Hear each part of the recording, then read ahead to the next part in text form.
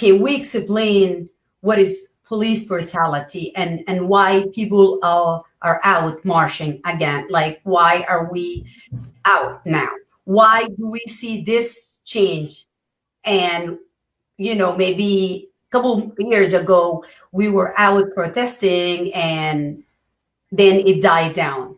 Now, I think we're more stronger now.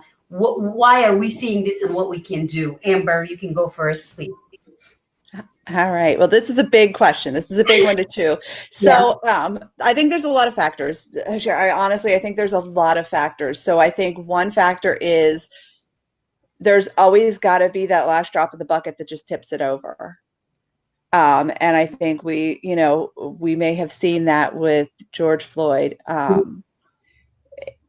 think that might be a piece of it, but I think what more filled that bucket up more and more and more is the election in 2016, the hate and the rhetoric that has been continuously fueled and empowered.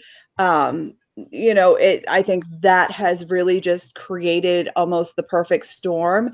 And then the federal government's response to peaceful protest has just shown that this is an institution that needs rebuilt. We can't just restructure it. We've tried that.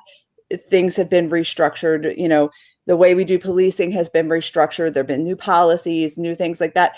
But really, the bottom line, the foundation that these systems are built on, these systems of power are built on, still have those undertones of oppression. And until we recognize that and completely break down the system and rebuild it, I don't think we're going to have a great answer. And I think we're going to continue to see these protests and continue to see these protests, more people, more strength. And you're starting to see a little budge from the other side, but again, they're budging just enough to placate.